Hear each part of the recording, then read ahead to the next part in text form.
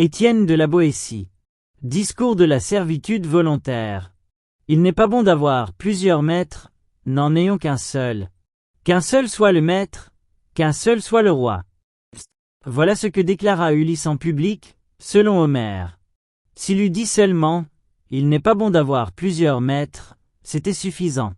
Mais au lieu d'en déduire que la domination de plusieurs ne peut être bonne, puisque la puissance d'un seul, dès qu'il prend ce titre de maître, est dure et déraisonnable, il ajoute au contraire, n'ayons qu'un seul maître.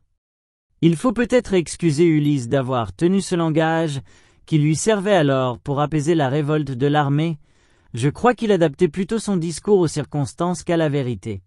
Mais à la réflexion, c'est un malheur extrême que d'être assujetti à un maître dont on ne peut jamais être assuré de la bonté, et qui a toujours le pouvoir d'être méchant quand il le voudra. Quant à obéir à plusieurs maîtres, c'est être autant de fois extrêmement malheureux. Je ne veux pas débattre ici la question tant de fois agitée, à savoir si d'autres sortes de républiques sont meilleures que la monarchie. Si j'avais à la débattre, avant de chercher quel rang la monarchie doit occuper parmi les divers modes de gouverner la chose publique, je demanderais si l'on doit même lui en accorder aucun, car il est difficile de croire qu'il y ait rien de public dans ce gouvernement où tout est à un seul. Mais réservons pour un autre temps cette question qui mériterait bien un traité à part, et qui provoquerait toutes les disputes politiques. Pour le moment, je voudrais seulement comprendre comment il se peut que tant d'hommes, tant de bourgs, tant de villes, tant de nations supportent quelquefois un tyran seul qui n'a de puissance que celle qu'il lui donne, qui n'a pouvoir de leur nuire qu'autant qu'ils veulent bien l'endurer, et qui ne pourrait leur faire aucun mal s'ils n'aimaient mieux tout souffrir de lui que de le contredire. Chose vraiment étonnante et pourtant si commune qu'il faut plutôt en gémir que s'en ébahir, de voir 1 million d'hommes misérablement asservis, la tête sous le joug, non qu'ils y soient contraints par une force majeure, mais parce qu'ils sont fascinés et pour ainsi dire ensorcelés par le seul nom d'un, qu'ils ne devraient pas redouter, puisqu'il est seul, ni aimé, puisqu'il est envers eux tous inhumain et cruel. Telle est pourtant la faiblesse des hommes. Contraints à l'obéissance, obligés de temporiser, ils ne peuvent pas être toujours les plus forts.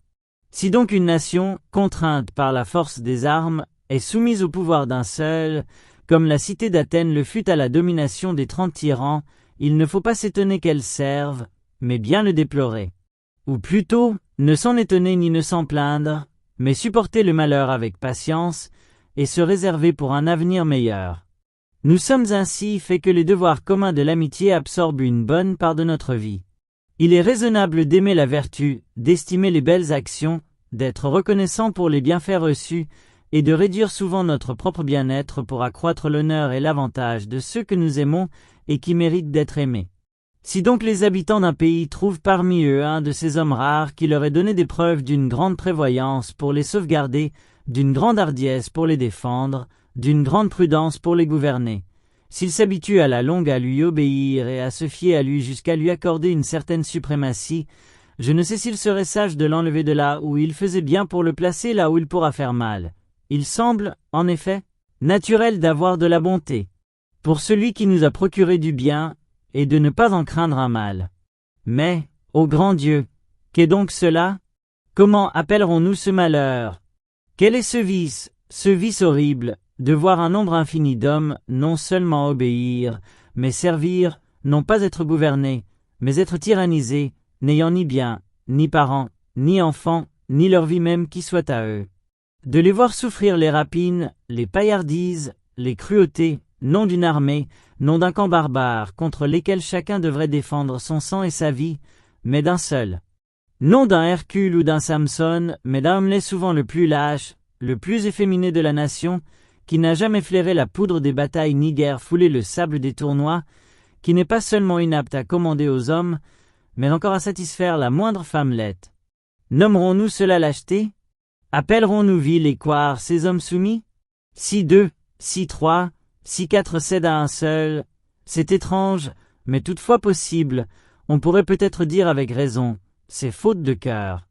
Mais 600, 6000 souffrent l'oppression d'un seul, dira-t-on encore qu'ils n'osent pas s'en prendre à lui, ou qu'ils ne le veulent pas, et que ce n'est pas couardise, mais plutôt mépris ou dédain. Enfin, si l'on voit non pas 100, non pas 1000 hommes, mais 100 pays, 1000 villes, 1 million d'hommes ne pas assaillir celui qui les traite tous comme autant de serfs et d'esclaves, comment qualifierons-nous cela? Est-ce lâcheté? Mais tous les vices ont des bornes qu'ils ne peuvent pas dépasser.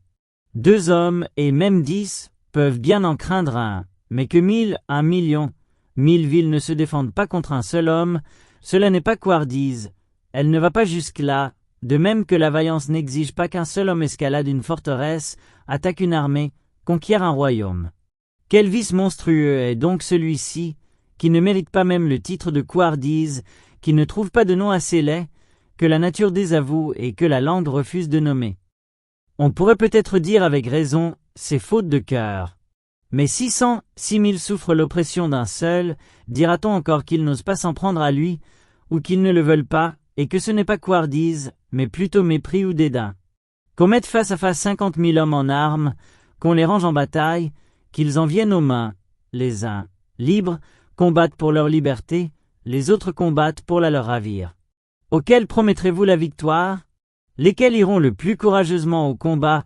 Ceux qui espèrent pour récompense le maintien de leur liberté, ou ceux qui n'attendent pour salaire des coups qu'ils donnent et qu'ils reçoivent que la servitude d'autrui? Les uns ont toujours devant les yeux le bonheur de leur vie passée et l'attente d'un bien-être égal pour l'avenir. Ils pensent moins à ce qu'ils endurent le temps d'une bataille qu'à ce qu'ils endureraient, vaincus, eux, leurs enfants et toute leur postérité.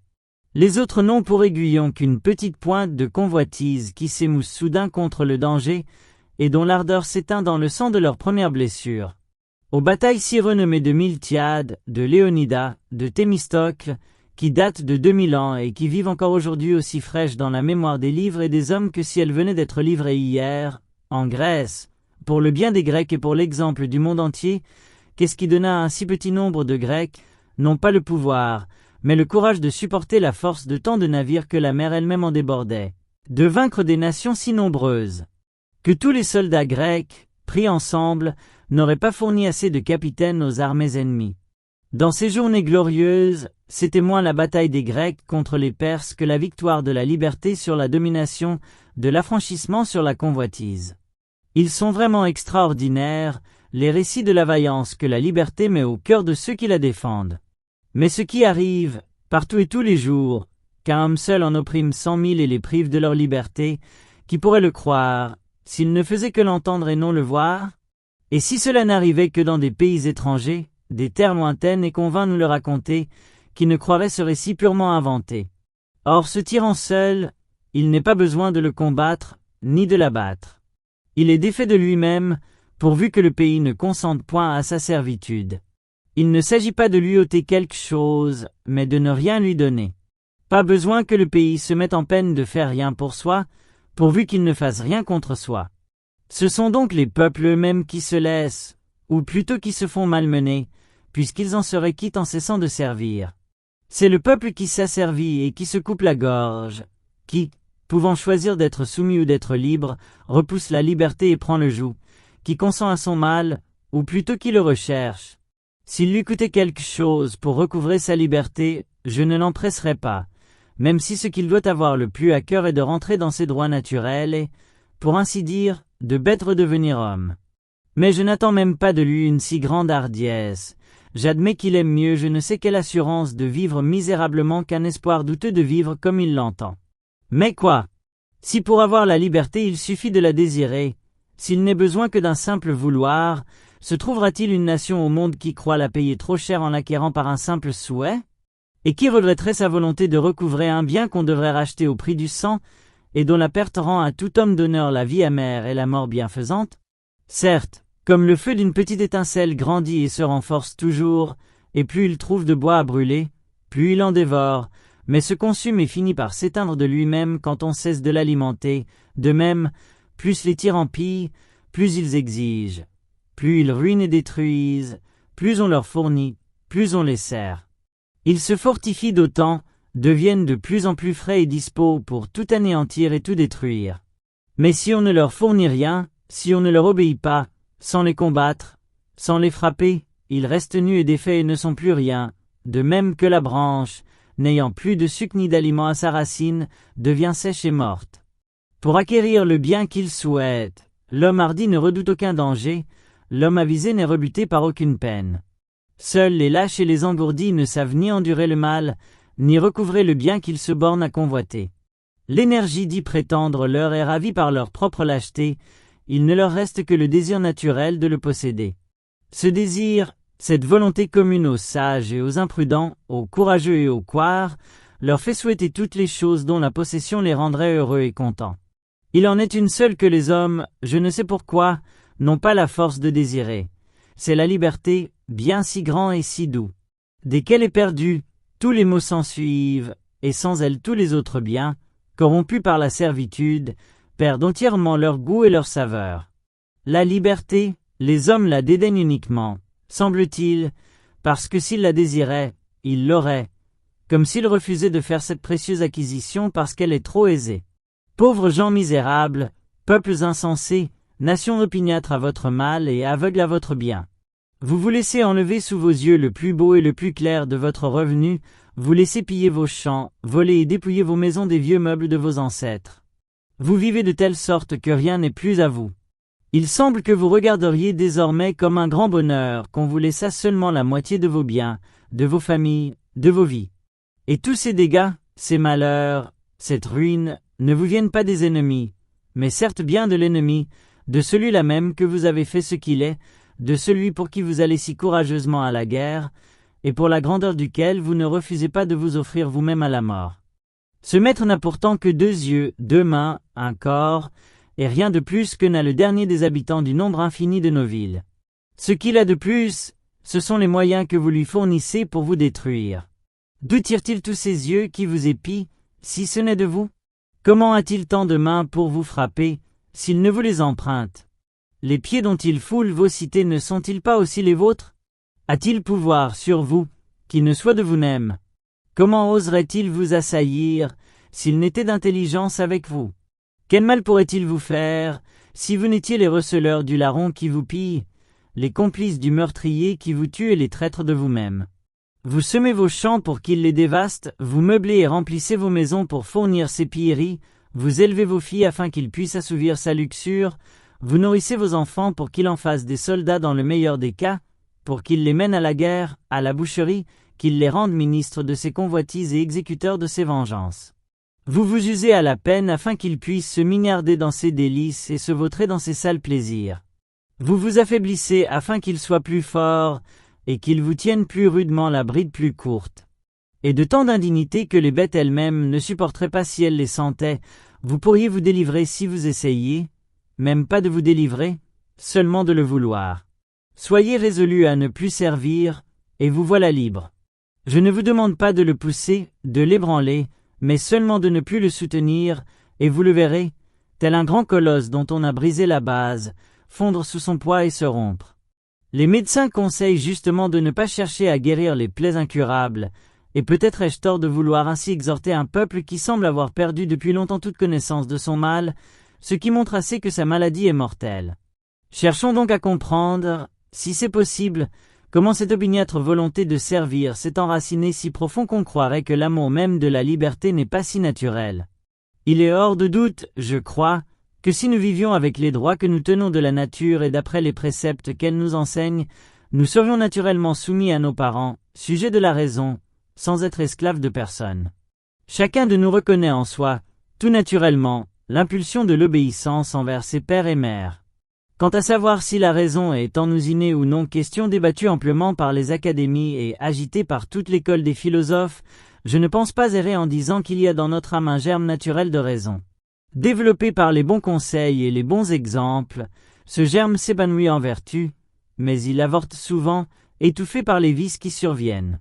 Ce qu'il y a de clair et d'évident, que personne ne peut ignorer, c'est que la nature, ministre de Dieu, gouvernante des hommes, nous a tous créés et coulés en quelque sorte dans le même moule, pour nous montrer que nous sommes tous égaux, ou plutôt frères.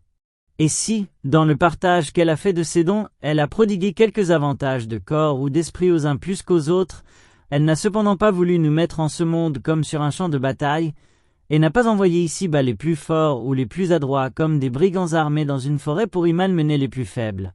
Croyons plutôt qu'en faisant ainsi des parts plus grandes aux uns, plus petites aux autres, elle a voulu faire naître en eux l'affection fraternelle et les mettre à même de la pratiquer, puisque les uns ont la puissance de porter secours tandis que les autres ont besoin d'en recevoir. Donc, Puisque cette bonne mère nous a donné à tous toute la terre pour demeure, puisqu'elle nous a tous logés dans la même maison, nous a tous formés sur le même modèle afin que chacun puisse se regarder et quasiment se reconnaître dans l'autre comme dans un miroir, puisqu'elle nous a fait à tous ce beau présent de la voix et de la parole pour mieux nous rencontrer et fraterniser et pour produire, par la communication et l'échange de nos pensées, la communion de nos volontés, puisqu'elle a cherché par tous les moyens à faire et à resserrer le nœud de notre alliance, de notre société, puisqu'elle a montré en toutes choses qu'elle ne nous voulait pas seulement unis, mais tel un seul être. Comment douter alors que nous ne soyons tous naturellement libres, puisque nous sommes tous égaux? Il ne peut entrer dans l'esprit de personne que la nature ait mis quiconque en servitude, puisqu'elle nous a tous mis en compagnie. À vrai dire, il est bien inutile de se demander si la liberté est naturelle, puisqu'on ne peut tenir aucun être en servitude sans lui faire tort. Il n'y a rien au monde de plus contraire à la nature, toute raisonnable, que l'injustice. La liberté est donc naturelle. C'est pourquoi, à mon avis, nous ne sommes pas seulement nés avec elle, mais aussi avec la passion de la défendre. Et s'il s'en trouve par hasard qui en doutent encore d'abâtardis au point de ne pas reconnaître leur don ni leur passion native, il faut que je leur fasse l'honneur qu'ils méritent et que je hisse, pour ainsi dire, les bêtes brutes en chair, pour leur enseigner leur nature et leurs conditions. Les bêtes, Dieu me soit en aide, si les hommes veulent bien les entendre, leur cri « Vive la liberté !» Plusieurs d'entre elles meurent aussitôt prises. Tel le poisson qui perd la vie sitôt tiré de l'eau, elles se laissent mourir pour ne point survivre à leur liberté naturelle. Si les animaux avaient entre eux des prééminences, ils feraient de cette liberté leur noblesse. D'autres bêtes, des plus grandes aux plus petites, lorsqu'on les prend, résistent si fort des ongles, des cornes, du bec et du pied qu'elles démontrent assez quel prix elles accordent à ce qu'elles perdent. Une fois prises, elles nous donnent tant de signes flagrants de la connaissance de leur malheur qu'il est beau de les voir alors languir plutôt que vivre, et gémir sur leur bonheur perdu plutôt que de se plaire en servitude. Que veut dire d'autre l'éléphant lorsque, s'étant défendu jusqu'au bout, sans plus d'espoir, sur le point d'être pris, il enfonce ses mâchoires et casse ses dents contre les arbres, sinon que son grand désir de demeurer libre lui donne de l'esprit et l'avise de marchander avec les chasseurs, à voir s'il pourra s'acquitter par le prix de ses dents et si son ivoire, laissé pour rançon, rachètera sa liberté. Nous flattons le cheval dès sa naissance pour l'habituer à servir. Nos caresses ne l'empêchent pas de mordre son frein, de ruer sous l'éperon lorsqu'on veut le dompter. Il veut témoigner par là, ce me semble, qu'il ne sert pas de son gré, mais bien sous notre contrainte. Que dire encore? Même les béhufs, sous le joug, gênent, et les oiseaux, en cage, se plaignent. Je l'ai dit autrefois en vers. Ainsi donc, puisque tout être pourvu de sentiments sent le malheur de la sujétion et court après la liberté, puisque les bêtes, même faites au service de l'homme, ne peuvent s'y soumettre qu'après avoir protesté d'un désir contraire, quelle malchance a pu dénaturer l'homme seul vraiment né pour vivre libre au point de lui faire perdre la souvenance de son premier état et le désir de le reprendre. Il y a 3 sortes de tyrans. Les uns règnent par l'élection du peuple, les autres par la force des armes, les derniers par succession de races. Ceux qui ont acquis le pouvoir par le droit de la guerre s'y comportent, on le sait et le dit fort justement comme en pays conquis. Ceux qui naissent rois, en général, ne sont guère meilleurs. Nés et nourris au sein de la tyrannie, ils sucent avec le lait le naturel du tyran et ils regardent les peuples qui leur sont soumis comme leurs serfs héréditaires. Selon leur penchant dominant, avare ou prodigue, ils usent du royaume comme de leur héritage. Quant à celui qui tient son pouvoir du peuple, il semble qu'il devrait être plus supportable. Il le serait, je crois, si dès qu'il se voit élevé au-dessus de tous les autres, flatté par je ne sais quoi qu'on appelle grandeur, il ne décidait de n'en plus bouger. Il considère presque toujours la puissance que le peuple lui a léguée comme devant être transmise à ses enfants. Or dès que ceux-ci ont adopté cette opinion, il est étrange de voir combien ils surpassent en toutes sortes de vices, et même en cruauté, tous les autres tyrans. Ils ne trouvent pas meilleur moyen pour assurer leur nouvelle tyrannie que de renforcer la servitude et d'écarter si bien les idées de liberté de l'esprit de leurs sujets que, pour récent qu'en soit le souvenir, ils s'effacent bientôt de leur mémoire. Pour dire vrai, je vois bien entre ces tyrans quelques différences, mais de choix, je n'en vois pas, car s'ils arrivent au trône par des moyens divers, leur manière de régner est toujours à peu près la même. Ceux qui sont élus par le peuple le traitent comme un taureau à dompter, les conquérants comme leur proie, les successeurs comme un troupeau d'esclaves qui leur appartient par nature. Je poserai cette question. Si par hasard il naissait aujourd'hui quelques gens tout neufs, ni accoutumés à la sujétion, ni affriandés à la liberté, ignorant jusqu'au nom de l'une et de l'autre, et qu'on leur proposait d'être sujets ou de vivre libres, quel serait leur choix? Sans aucun doute, ils préféreraient de beaucoup obéir à la seule raison que de servir un homme, à moins qu'ils ne soient comme ces gens d'Israël qui, sans besoin ni contrainte, se donnèrent un tyran. Je ne lis jamais leur histoire sans en éprouver un dépit extrême qui me porterait presque à être inhumain, jusqu'à me réjouir de tous les maux qui leur advinrent. Car pour que les hommes, tant qu'ils sont des hommes, se laissent assujettir, il faut de deux choses l'une, ou qu'ils y soient contraints, ou qu'ils soient trompés. Contraints par les armes étrangères, comme le furent Sparte et Athènes par celles d'Alexandre, ou trompés par les factions comme le fut le gouvernement d'Athènes, tombé auparavant aux mains de Pisistrate. Ils perdent souvent leur liberté en étant trompés, mais sont moins souvent séduits par autrui qu'ils ne se trompent eux-mêmes. Ainsi le peuple de Syracuse, capitale de la Sicile, pressé par les guerres, ne songeant qu'au danger du moment, élut Denis Ier et lui donna le commandement de l'armée. Il ne prit garde qu'il l'avait fait aussi puissant que lorsque ce malin, rentrant victorieux comme s'il eût vaincu ses concitoyens plutôt que ses ennemis, se fit d'abord capitaine, puis roi, et de roi tyran. Il est incroyable de voir comme le peuple, dès qu'il est assujetti, tombe soudain dans un si profond oubli de sa liberté qu'il lui est impossible de se réveiller pour la reconquérir.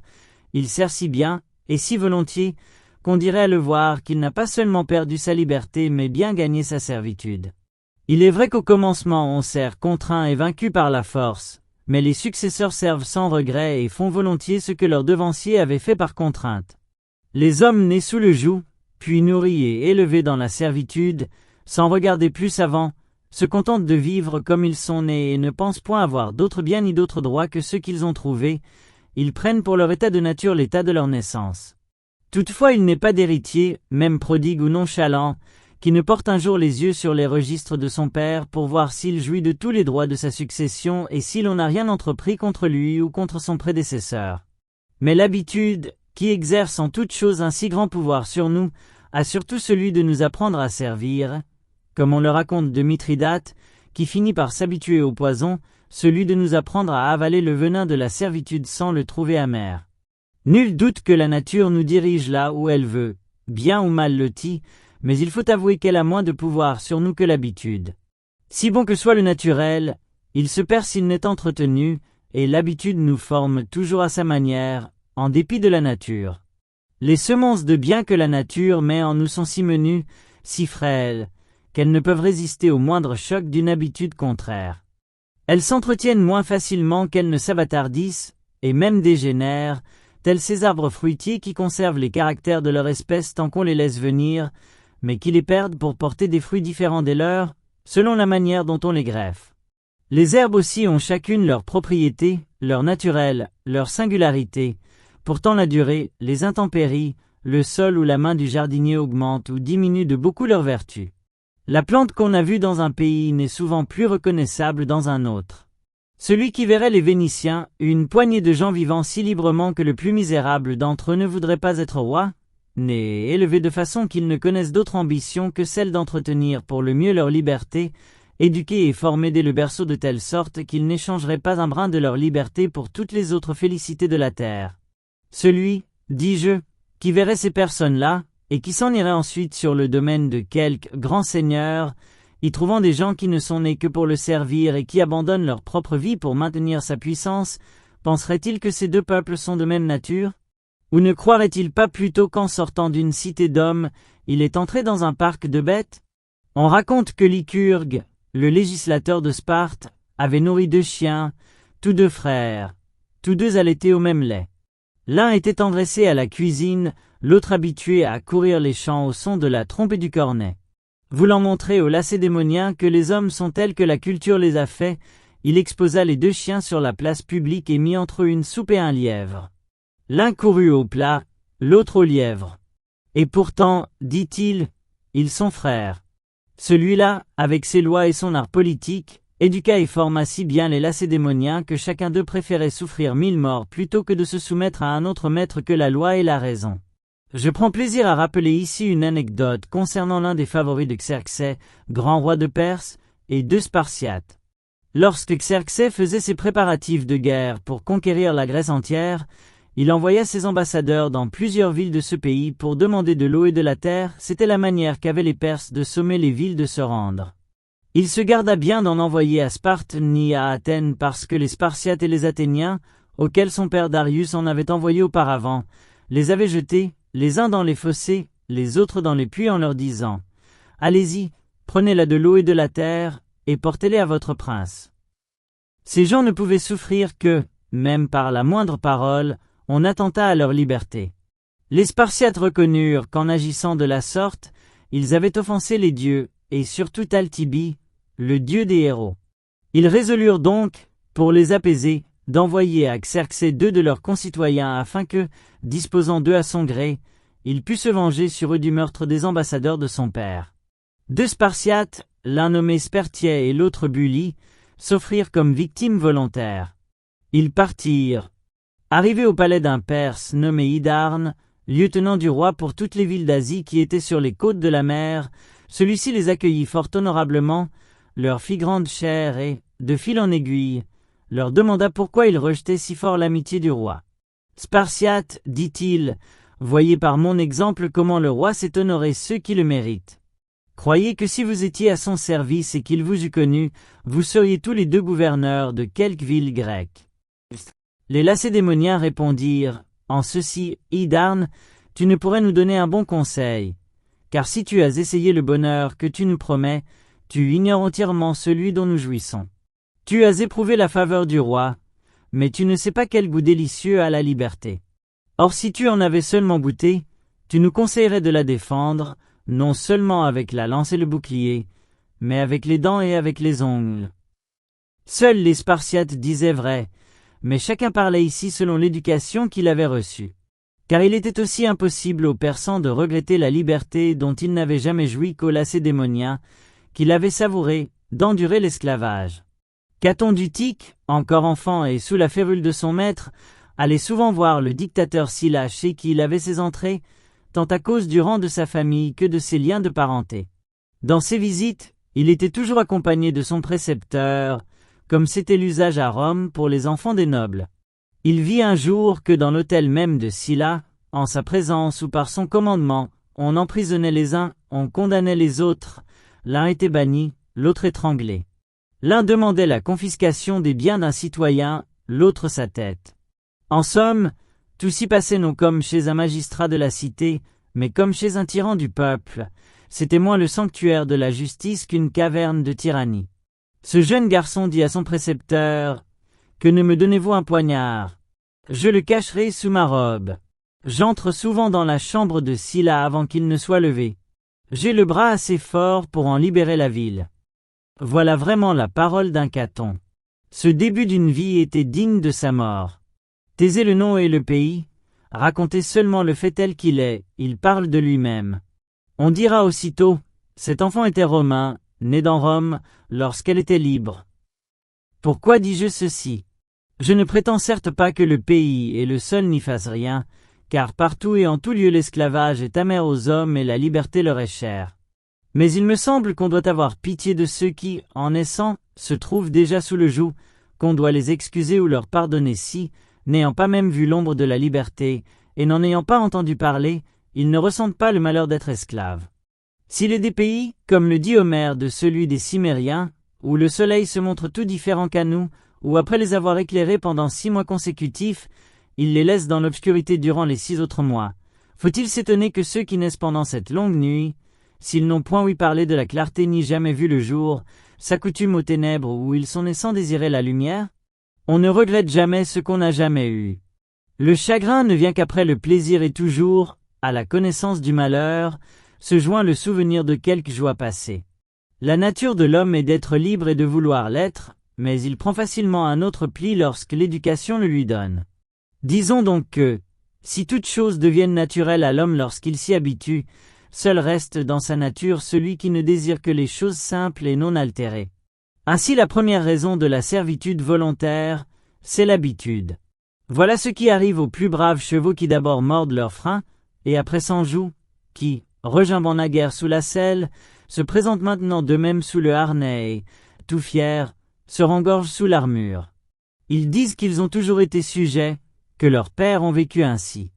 Ils pensent qu'ils sont tenus d'endurer le mal, s'en persuadent par des exemples et consolident eux-mêmes, par la durée, la possession de ceux qui les tyrannisent.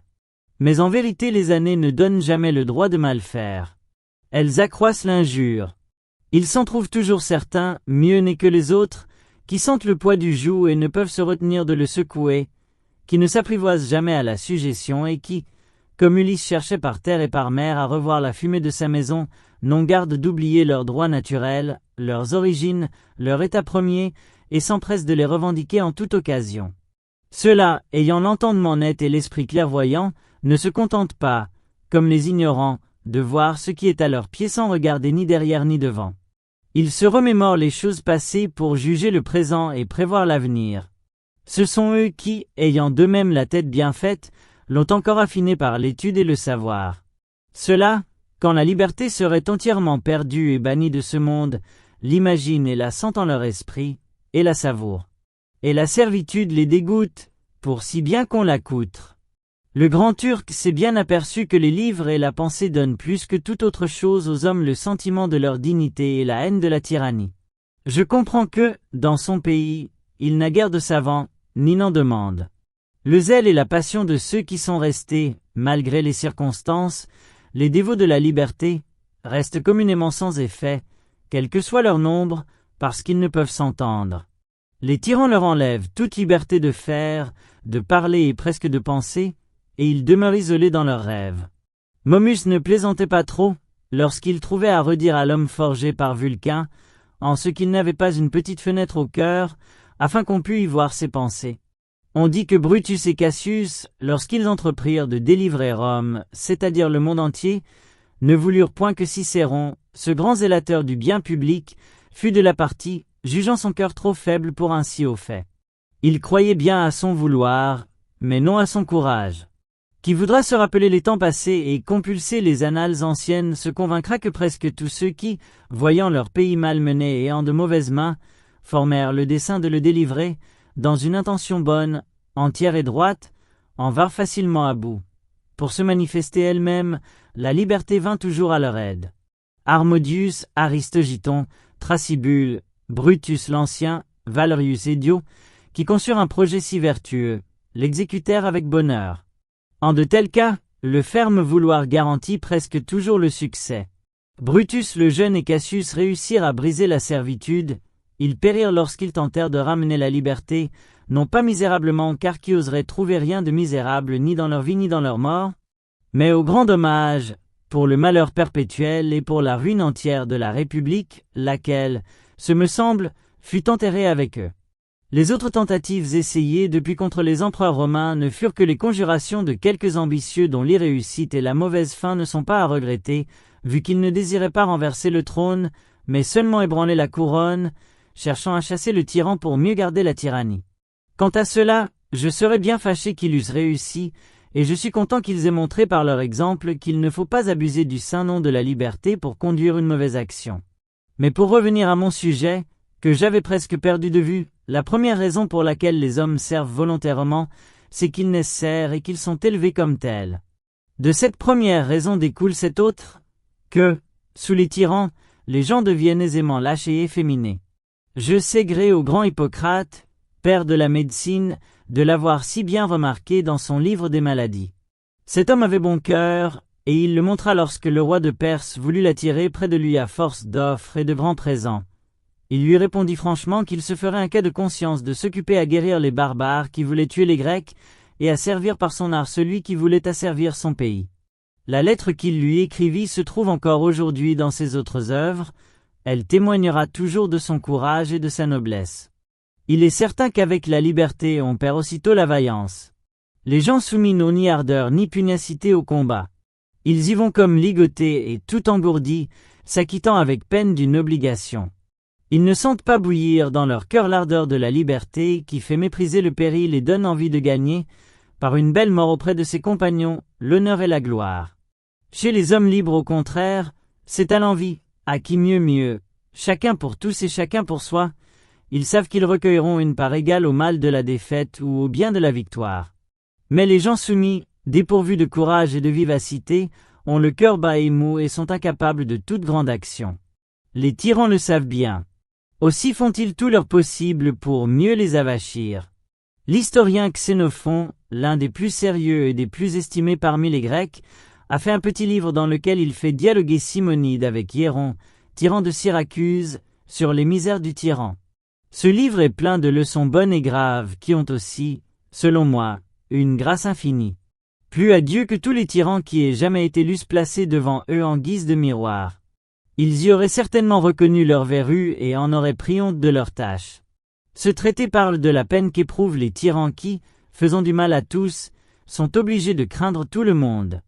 Il dit, entre autres choses, que les mauvais rois prennent à leur service des étrangers mercenaires parce qu'ils n'osent plus donner les armes à leurs sujets qu'ils ont maltraités. En France même, plus encore autrefois qu'aujourd'hui, quelques bons rois ont bien eu à leur solde des troupes étrangères, mais c'était plutôt pour sauvegarder leurs propres sujets, ils ne regardaient pas à la dépense pour épargner les hommes.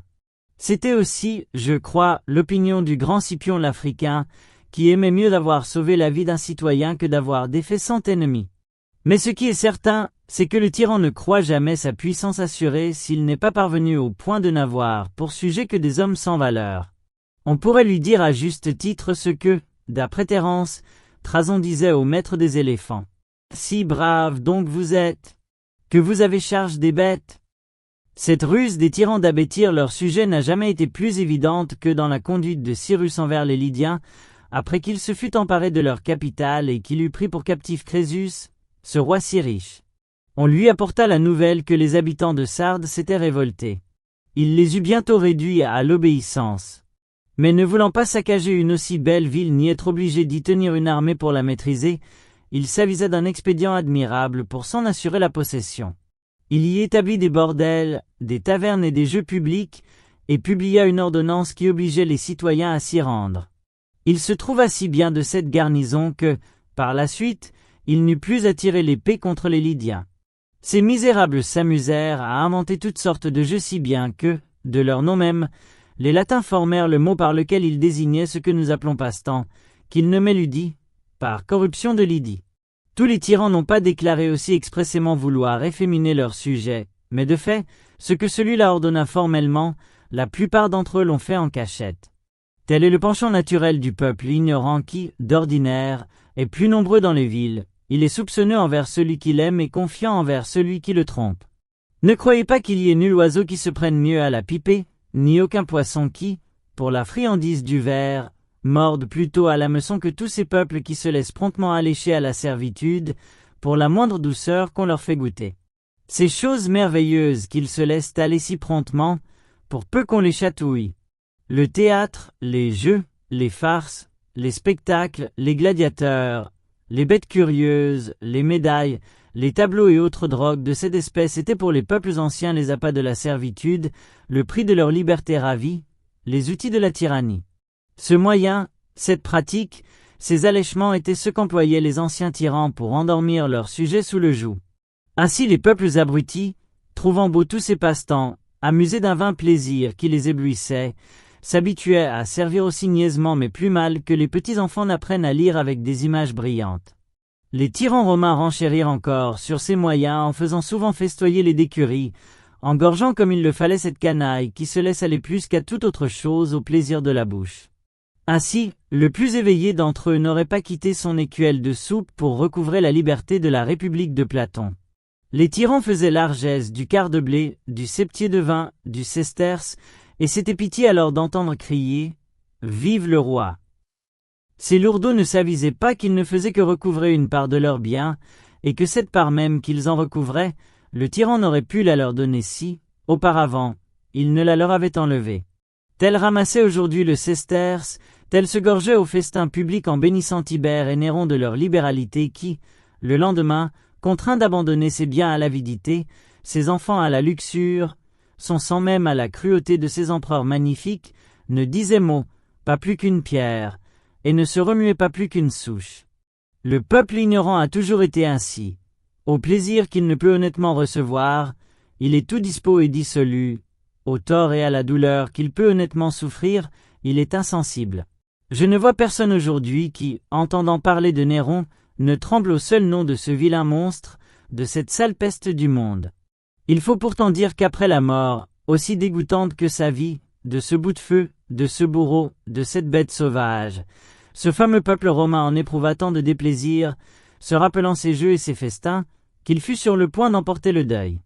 C'est du moins ce qu'en écrit Tacite, excellent auteur, historien des plus fiables. Et l'on ne trouvera pas cela étrange si l'on considère ce que ce même peuple avait déjà fait à la mort de Jules César, qui avait donné congé aux lois et à la liberté romaine. On louait surtout, ce me semble, dans ce personnage, son humanité. Or, elle fut plus funeste à son pays que la plus grande cruauté du plus sauvage tyran qui ait jamais vécu, car à la vérité ce fut cette venimeuse douceur qui emmiela pour le peuple romain le breuvage de la servitude. Après sa mort ce peuple-là, qui avait encore à la bouche le goût de ses banquets et à l'esprit la mémoire de ses prodigalités, amoncela les bancs de la place publique pour lui en faire un grand bûcher d'honneur. Puis il lui éleva une colonne comme au père du peuple, le chapiteau portait cette inscription. Enfin il fit plus d'honneur à ce mort qu'il n'aurait dû en faire à un vivant, et d'abord à ceux qui l'avaient tué. Les empereurs romains n'oubliaient surtout pas de prendre le titre de tribun du peuple, parce que cet office était tenu pour saint et sacré. Établi pour la défense et la protection du peuple, il jouissait d'une haute faveur dans l'État. Il s'assurait par ce moyen que le peuple se fierait mieux à eux, comme s'il lui suffisait d'entendre ce nom, sans avoir besoin d'en sentir les effets. Mais ils ne font guère mieux ceux d'aujourd'hui qui, avant de commettre leurs crimes les plus graves, les font toujours précéder de quelques jolis discours sur le bien public et le soulagement des malheureux. On connaît la formule dont ils font si finement usage, mais peut-on parler de finesse là où il y a tant d'impudence? Les rois d'Assyrie, et après eux les rois Mèdes, paraissaient en public le plus rarement possible, pour faire supposer au peuple qu'il y avait en eux quelque chose de surhumain et laisser rêver ceux qui se montent l'imagination sur les choses qu'ils ne peuvent voir de leurs propres yeux. Ainsi tant de nations qui furent longtemps sous l'empire de ces rois mystérieux s'habituèrent à les servir, et les servir d'autant plus volontiers qu'ils ignoraient qui était leur maître, ou même s'ils en avaient un, de telle sorte qu'ils vivaient dans la crainte d'un être que personne n'avait jamais vu.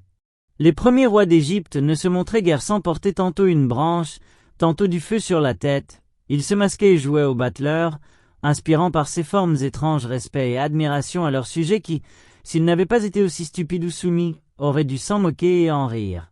C'est vraiment lamentable de découvrir tout ce que faisaient les tyrans du temps passé pour fonder leur tyrannie, de voir de quels petits moyens ils se servaient, trouvant toujours la populace si bien disposée à leur égard qu'ils n'avaient qu'à tendre un filet pour la prendre. Ils n'ont jamais eu plus de facilité à la tromper et ne l'ont jamais mieux asservie que lorsqu'ils s'en moquaient le plus. Que dirais-je d'une autre sornette que les peuples anciens prirent pour argent comptant? Ils crurent fermement que l'orteil de Pyrrhu, roi d'Épire, faisait des miracles et guérissait les malades de la rate. Ils enjolivèrent encore ce conte en disant que, lorsqu'on eut brûlé le cadavre de ce roi, l'orteil se retrouva dans les cendres épargnées du feu, intact. Le peuple a toujours ainsi fabriqué lui-même les mensonges, pour y ajouter ensuite une foi stupide. Bon nombre d'auteurs ont rapporté ces mensonges, on voit aisément qu'ils les ont ramassés dans les ragots des villes et les fables des ignorants. Telles sont les merveilles que fit Vespasien, revenant d'Assyrie et passant par Alexandrie pour aller à Rome s'emparer de l'Empire. Il redressait les boiteux, rendait clairvoyants les aveugles, et mille autres choses qui ne pouvaient être crues, à mon avis, que par de plus aveugles que ceux qu'il guérissait. Les tyrans eux-mêmes trouvaient étrange que les hommes souffrissent qu'un autre les maltraitât, c'est pourquoi ils se couvraient volontiers du manteau de la religion et s'affublaient autant que faire se peut des oripeaux de la divinité pour cautionner leur méchante vie. Ainsi Salmonée, pour s'être moqué du peuple en faisant son Jupiter, se trouve maintenant au fin fond de l'enfer, selon la Sibylle de Virgile, qu'il y a vu.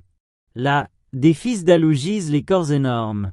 Ceux qui, fendant les airs de leur tête difforme, osèrent attenter aux demeures des dieux, et du trône éternel chasser le roi des cieux. Là, j'ai vu de ces dieux le rival sacrilège, qui du foudre usurpant le divin privilège, pour arracher au peuple un criminel en sang, de 4 fiers coursiers aux pieds retentissants, attelant un vain char dans l'élite tremblante. Une torche à la main y semait l'épouvante. Insensé qui, du ciel prétendu souverain, par le bruit de son char et de son pont d'airain, Du tonnerre imitait le bruit inimitable. Mais Jupiter lança le foudre véritable, et renversa, couvert d'un tourbillon de feu, le char et les coursiers et la foudre et le dieu. Son triomphe fut court, sa peine est éternelle. Si celui qui voulut simplement faire l'idiot se trouve là-bas si bien traité, je pense que ceux qui ont abusé de la religion pour mal faire s'y trouveront encore à meilleure enseigne. Nos tyrans de France ont semé aussi je ne sais quoi du genre, des crapauds, des fleurs de lys, la sainte ampoule et l'oriflamme. Toutes choses que, pour ma part et quoi qu'il en soit, je ne veux pas croire n'être que des balivernes, puisque nos ancêtres les croyaient et que de notre temps nous n'avons eu aucune occasion de les soupçonner tels. Car nous avons eu quelques rois si bons à la paix, si vaillants à la guerre que, bien qu'ils fussent nés rois, il semble que la nature ne les ait pas faits comme les autres et que le Dieu Tout-Puissant les ait choisis avant leur naissance pour leur confier le gouvernement et la garde de ce royaume. Et quand cela ne serait pas, je ne voudrais pas entrer en lice pour débattre de la vérité de nos histoires, ni les éplucher trop librement pour ne pas ravir ce beau thème ou pour assez bien s'escrimer notre poésie française, cette poésie non seulement agrémentée, mais pour ainsi dire refaite à neuf par nos Ronsard, Baïf et Dubellay. Ils font tellement progresser notre langue que bientôt, j'ose l'espérer, nous n'aurons rien à envier au grec ni au latin, hormis le droit d'aînesse. Certes, je ferai grand tort à notre rime, j'use volontiers de ce mot qui me plaît, car bien que plusieurs l'aient rendu purement mécanique, j'en vois toutefois assez d'autres capables de l'anoblir et de lui rendre son premier lustre. Je lui ferai, dis-je, grand tort en lui ravissant ces jolis contes du roi Clovis, dans lesquels s'égara si plaisamment, si aisément, la verve de notre Ronsard, dans sa Franciade. Je saisis sa portée, je connais son esprit fin et je sais la grâce de l'homme. Il fera son affaire de l'oriflamme, aussi bien que les Romains le faisaient de leurs ancilles et de ces boucliers du ciel en bas jetés, dont parle Virgile. Il tirera de notre sainte ampoule un parti aussi bon que les Athéniens en tirèrent de leur corbeille d'Érysictone. Il parlera de nos armoiries aussi bien que de leur olivier, qu'ils prétendent exister encore dans la tour de Minerve. Certes, je serais téméraire de vouloir démentir nos livres et de courir ainsi sur les terres de nos poètes. Mais pour revenir à mon sujet, dont je me suis éloigné je ne sais trop comment, n'est-il pas clair que les tyrans, pour s'affermir, se sont efforcés d'habituer le peuple, non seulement à l'obéissance et à la servitude mais encore à leur dévotion? Tout ce que j'ai dit jusqu'ici des moyens employés par les tyrans pour asservir n'est exercé que sur le petit peuple ignorant. J'en arrive maintenant à un point qui est, selon moi, le ressort et le secret de la domination, le soutien et le fondement de toute tyrannie. Celui qui penserait que les hallebardes, les gardes et le guet garantissent les tyrans, se tromperait fort. Ils s'en servent, je crois, par forme et pour épouvantail, plus qu'il ne s'y fie. Les archers barrent l'entrée des palais aux malhabiles qui n'ont aucun moyen de nuire, non aux audacieux bien armés. On voit aisément que, parmi les empereurs romains, moins nombreux sont ceux qui échappèrent au danger grâce au secours de leurs archers qu'il n'y en eut de tués par ces archers mêmes. Ce ne sont pas les bandes de gens à cheval, les compagnies de fantassins, ce ne sont pas les armes qui défendent un tyran, mais toujours, on aura peine à le croire d'abord, quoique ce soit l'exacte vérité, 4 ou 5 hommes qui le soutiennent et qui lui soumettent tout le pays. Il en a toujours été ainsi, 5 ou 6 ont eu l'oreille du tyran et s'en sont approchés d'eux-mêmes, ou bien ils ont été appelés par lui pour être les complices de ses cruautés, les compagnons de ses plaisirs, les maquereaux de ses voluptés et les bénéficiaires de ses rapines. Ces 6 dressent si bien leur chef qu'il en devient méchant envers la société, non seulement de sa propre méchanceté mais encore des leurs. Ces 6 en ont sous eux 600, qu'ils corrompent autant qu'ils ont corrompu le tyran. Ces 600 en tiennent sous leur dépendance 6000, qu'ils élèvent en dignité. Ils leur font donner le gouvernement des provinces ou le maniement des deniers afin de les tenir par leur avidité ou par leur cruauté, afin qu'ils les exercent à point nommé et fassent d'ailleurs tant de mal qu'ils ne puissent se maintenir que sous leur ombre, qu'ils ne puissent s'exempter des lois et des peines que grâce à leur protection. Grande est la série de ceux qui les suivent. Et qui voudra en dévider le fil verra que, non pas 6000, mais 100 000 et des millions tiennent au tyran par cette chaîne ininterrompue qui les soude et les attache à lui, comme Homère le fait dire à Jupiter qui se targue, en tirant une telle chaîne, d'amener à lui tous les dieux. De là venait l'accroissement du pouvoir du Sénat sous Jules César, l'établissement de nouvelles fonctions, l'institution de nouveaux offices, non certes pour réorganiser la justice, mais pour donner de nouveaux soutiens à la tyrannie. En somme, Par les gains et les faveurs qu'on reçoit des tyrans, on en arrive à ce point qu'ils se trouvent presque aussi nombreux, ceux auxquels la tyrannie profite, que ceux auxquels la liberté plairait. Au dire des médecins, bien que rien ne paraisse changer dans notre corps, dès que quelque tumeur se manifeste en un seul endroit, toutes les humeurs se portent vers cette partie véreuse. De même, dès qu'un roi s'est déclaré tyran, tout le mauvais, toute la lie du royaume, je ne dis pas un tas de petits friponneaux et de faquins qui ne peuvent faire ni mal ni bien dans un pays, mais ceux qui sont possédés d'une ambition ardente et d'une avidité notable se groupent autour de lui et le soutiennent pour avoir part au butin et pour être, sous le grand tyran, autant de petits tyrannos. Tels sont les grands voleurs et les fameux corsaires. Les uns courent le pays, les autres pourchassent les voyageurs, les uns sont en embuscade, les autres au guet, les uns massacrent, les autres dépouillent, et bien qu'il y ait entre eux des prééminences, que les uns ne soient que des valets et les autres des chefs de bande, à la fin il n'y en a pas un qui ne profite, sinon du butin principal, du moins de ses restes. On dit que les pirates ciliciens se rassemblèrent en un si grand nombre qu'il fallut envoyer contre eux le grand Pompée, et qu'ils attirèrent à leur alliance plusieurs belles et grandes villes dans les havres desquelles, en revenant de leur course, ils se mettaient en sûreté, leur donnant en échange une part des pillages qu'elles avaient recélés. C'est ainsi que le tyran asservit les sujets les uns par les autres. Il est gardé par ceux dont il devrait se garder, s'il valait quelque chose. Mais on l'a fort bien dit, pour fendre le bois, on se fait des coins du bois même, tels sont ses archers, ses gardes, ses hallebardiers. Non que ceux-ci n'en souffrent souvent eux-mêmes, mais ces misérables abandonnés de Dieu et des hommes se contentent d'endurer le mal et d'en faire, non à celui qui leur en fait, mais bien à ceux qui, comme eux, l'endurent et n'y peuvent mais. Quand je pense à ces gens qui flattent le tyran pour exploiter sa tyrannie et la servitude du peuple, je suis presque aussi souvent ébahi de leur méchanceté qu'apitoyé de leur sottise. Car à vrai dire, s'approcher du tyran, est-ce autre chose que s'éloigner de sa liberté et, pour ainsi dire, embrasser et serrer à deux mains sa servitude? Qu'ils mettent un moment à part leur ambition, qu'ils se dégagent un peu de leur avidité, et puis qu'ils se regardent, qu'ils se considèrent eux-mêmes, ils verront clairement que ces villageois, ces paysans qu'ils foulent aux pieds et qu'ils traitent comme des forçats ou des esclaves, ils verront, dis-je, que ceux-là, si malmenés, sont plus heureux qu'eux et en quelque sorte plus libres. Le laboureur et l'artisan, pour asservi qu'ils soient, en sont quittes en obéissant, mais le tyran voit ceux qui l'entourent coquinant et mendiant sa faveur. Il ne faut pas seulement qu'il fasse ce qu'il ordonne, mais aussi qu'il pense ce qu'il veut et souvent même, pour le satisfaire, qu'il prévienne ses propres désirs. Ce n'est pas le tout de lui obéir, il faut encore lui complaire. Il faut qu'il se rompe, se tourmente, se tue à traiter ses affaires, et puisqu'il ne se plaise qu'à son plaisir, qu'il sacrifie leur goût au sien, qu'il force leur tempérament et dépouille leur naturel. Il faut qu'il soit attentif à ses paroles, à sa voix, à ses regards, à ses gestes, que leurs yeux, leurs pieds, leurs mains soient continuellement occupés à épier ses volontés et à deviner ses pensées. Est-ce là vivre heureux? Est-ce même vivre? Est-il rien au monde de plus insupportable que cet état, je ne dis pas pour tout homme de cœur, mais encore pour celui qui n'a que le simple bon sens, ou même figure d'homme? Quelle condition est plus misérable que celle de vivre ainsi, n'ayant rien à soi et tenant d'un autre son aise, sa liberté, son corps et sa vie? Mais ils veulent servir pour amasser des biens, comme s'ils pouvaient rien gagner qui fût à eux, puisqu'ils ne peuvent même pas dire qu'ils sont à eux-mêmes. Et comme si quelqu'un pouvait avoir quelque chose à soi sous un tyran, ils veulent se rendre possesseurs de biens, oubliant que ce sont eux qui lui donnent la force de ravir tout à tous, et de ne rien laisser qu'on puisse dire être à personne.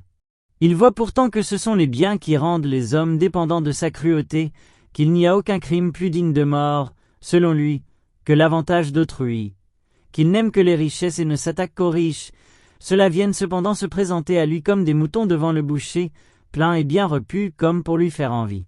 Ses favoris devraient moins se souvenir de ceux qui ont gagné beaucoup auprès des tyrans que de ceux qui, s'étant engorgés quelque temps, y ont perdu peu après les biens et la vie. Il devrait moins songer au grand nombre de ceux qui y ont acquis des richesses qu'au petit nombre de ceux qui les ont conservées. Qu'on parcourt toutes les histoires anciennes et qu'on rappelle toutes celles dont nous nous souvenons, on verra combien nombreux sont ceux qui, arrivés par de mauvais moyens jusqu'à l'oreille des princes, soit en flattant leurs mauvais penchants, soit en abusant de leur naïveté, ont fini par être écrasés par ces mêmes princes, qui avaient mis autant de facilité à les élever que d'inconstance à les défendre. Parmi le grand nombre de ceux qui se sont trouvés auprès des mauvais rois, il en est peu ou presque pas qui n'aient éprouvé eux-mêmes la cruauté du tyran qu'ils avaient auparavant attisé contre d'autres. Souvent enrichis à l'ombre de sa faveur des dépouilles d'autrui, ils l'ont à la fin enrichi eux-mêmes de leurs propres dépouilles. Et même les gens de bien, il arrive parfois que le tyran les aime, si avancé qu'il soit dans sa bonne grâce, si brillante que soit en eux la vertu et l'intégrité, qui, même aux méchants, inspirent quelque respect lorsqu'on les voit de près. Ces gens de bien, dis-je, ne sauraient se maintenir auprès du tyran. Il faut qu'ils se ressentent aussi du mal commun et qu'il éprouve la tyrannie à leurs dépens. Tel un Sénèque, un Buru, un Thrasea, cette trinité de gens de bien dont les deux premiers eurent le malheur de s'approcher d'un tyran qui leur confia le maniement de ses affaires, tous deux chéris de lui, et bien que l'un d'eux l'eût élevé, ayant pour gage de son amitié les soins qu'il avait donnés à son enfance, ces trois-là, dont la mort fut si cruelle, ne sont-ils pas des exemples suffisants du peu de confiance que l'on doit avoir dans la faveur d'un méchant maître? En vérité, quelle amitié attendre de celui qui a le cœur assez dur pour haïr tout un royaume qui ne fait que lui obéir, et d'un être qui, ne sachant aimer, s'appauvrit lui-même et détruit son propre empire?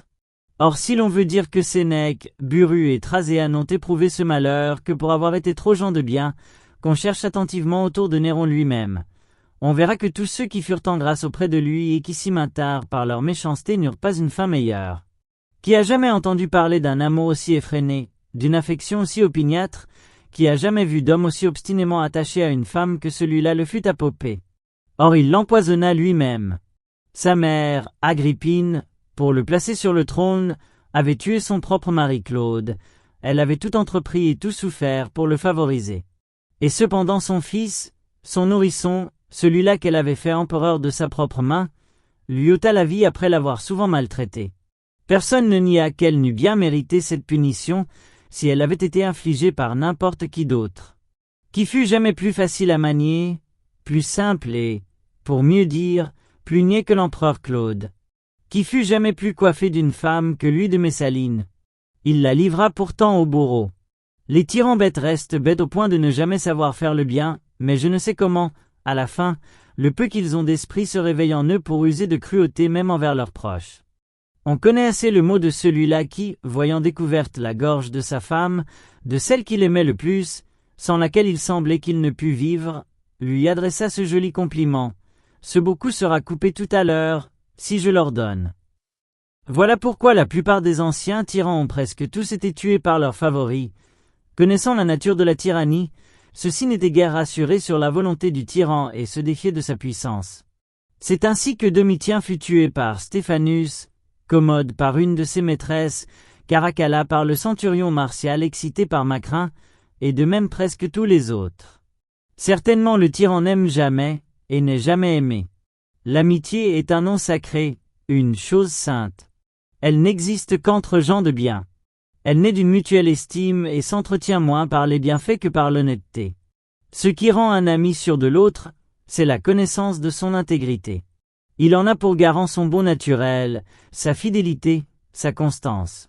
Il ne peut y avoir d'amitié là où se trouve la cruauté, la déloyauté, l'injustice. Entre méchants, lorsqu'ils s'assemblent, c'est un complot et non une société. Ils ne s'aiment pas mais se craignent. Ils ne sont pas amis, mais complices. Quand bien même cela ne serait pas, il serait difficile de trouver chez un tyran un amour sûr, parce qu'étant au-dessus de tous et n'ayant pas de père, il est déjà au-delà des bornes de l'amitié. Celle-ci fleurit dans l'égalité, dont la marche est toujours égale et ne peut jamais clocher. Voilà pourquoi il y a bien, comme on le dit, une espèce de bonne foi parmi les voleurs lors du partage du butin, parce qu'alors ils y sont tous pères et compagnons. S'ils ne s'aiment pas, du moins se craignent-ils. Ils ne veulent pas amoindrir leur force en se désunissant. Mais les favoris d'un tyran ne peuvent jamais compter sur lui parce qu'ils lui ont eux-mêmes appris qu'il peut tout, qu'aucun droit ni devoir ne l'oblige, qu'il est habitué à n'avoir pour raison que sa volonté, qu'il n'a pas d'égal et qu'il est le maître de tous. N'est-il pas déplorable que, malgré tant d'exemples éclatants, sachant le danger si présent, personne ne veuille tirer leçon des misères d'autrui, et que tant de gens s'approchent encore si volontiers des tyrans, qu'ils ne s'en trouvent pas un pour avoir la prudence et le courage de leur dire, comme le renard de la fable au lion qui faisait le malade, « J'irais volontiers te rendre visite dans ta tanière, mais je vois assez de traces de bêtes qui y entrent, quant à celles qui en sortent, je n'en vois aucune. » Ces misérables voient reluire les trésors du tyran, ils admirent, tout ébahis, les éclats de sa magnificence. Alléchés par cette lueur, ils s'approchent sans s'apercevoir qu'ils se jettent dans une flamme qui ne peut manquer de les dévorer. Ainsi le satyre imprudent de la fable, voyant briller le feu ravi par Prométhée, le trouva si beau qu'il alla le baiser et s'y brûla. Ainsi le papillon qui, espérant jouir de quelque plaisir, se jette au feu parce qu'il le voit briller, et prouve bientôt, comme dit Lucain, qu'il a aussi le pouvoir de brûler. Mais supposons encore que ces mignons échappent aux mains de celui qu'ils servent, ils ne se sauvent jamais de celles du roi qui l'y succède. S'il est bon, il leur faut alors rendre des comptes et se soumettre à la raison. S'il est mauvais comme leur ancien maître, il ne peut manquer d'avoir aussi ses favoris qui, d'ordinaire, non contents de prendre leur place, leur arrachent aussi le plus souvent leur bien et leur vie. Se peut-il donc qu'il se trouve quelqu'un qui, face à un tel péril et avec si peu de garantie, veuille prendre une position si malheureuse et servir avec tant de souffrance un maître aussi dangereux? Quelle peine, quel martyre, grand Dieu! Être occupé nuit et jour à plaire à un homme et se méfier de lui plus que de tout autre au monde. Avoir toujours l'œil aux aguets, l'oreille aux écoutes, pour épier d'où viendra le coup, pour découvrir les embûches, pour tâter la mine de ses concurrents, pour deviner le traître. Sourire à chacun et se méfier de tous, n'avoir ni ennemi ouvert ni ami assuré, montrer toujours un visage riant quand le cœur est transi, ne pas pouvoir être joyeux, ni oser être triste. Il est vraiment plaisant de considérer ce qui leur revient de ce grand tourment, et de voir le bien qu'ils peuvent attendre de leur peine et de leur vie misérable. Ce n'est pas le tyran que le peuple accuse du mal qu'il souffre, mais bien ceux qui le gouvernent. Ceux-là, les peuples, les nations, tous allant vie jusqu'aux paysans, jusqu'aux laboureurs, connaissent leurs noms, décomptent leurs vices, ils amassent sur eux 1000 outrages, 1000 insultes, 1000 jurons. Toutes les prières, toutes les malédictions sont contre eux. Tous les malheurs, toutes les pestes, toutes les famines leur sont comptées, et si l'on fait parfois semblant de leur rendre hommage, dans le même temps on les maudit du fond du cœur et on les tient plus en horreur que des bêtes sauvages. Voilà la gloire, voilà l'honneur qu'ils recueillent de leur service auprès des gens qui, s'ils pouvaient avoir chacun un morceau de leur corps, ne s'estimeraient pas encore satisfaits, ni même à demi consolés de leur souffrance. Même après leur mort, leurs survivants n'ont de cesse que le nom de ces mange-peuples ne soit noirci de l'encre de 1000 plumes, et leur réputation déchirée dans 1000 livres. Même leurs os sont, pour ainsi dire, traînés dans la boue par la postérité, comme pour les punir encore après leur mort de leur méchante vie. Apprenons donc, apprenons à bien faire. Levons les yeux vers le ciel pour notre honneur ou pour l'amour de la vertu, mieux encore pour ceux du Dieu Tout-Puissant, fidèle témoin de nos actes et juge de nos fautes. Pour moi, je pense, et ne crois pas me tromper, puisque rien n'est plus contraire à un Dieu bon et libéral que la tyrannie, qu'il réserve là-bas tout exprès, pour les tyrans et leurs complices, quelque peine particulière.